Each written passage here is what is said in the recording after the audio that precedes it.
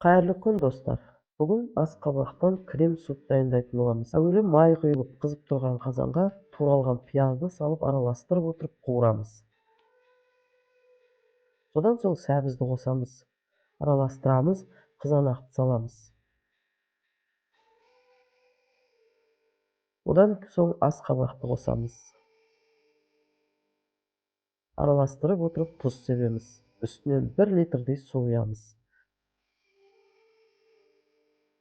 Қақпағын жауып, баяу отта қайнатамыз. Қайнаған соң блендерді алып, толық массаға айналғанша езіп аламыз. Үстінен 2 ас қасық қаймақ саламыз.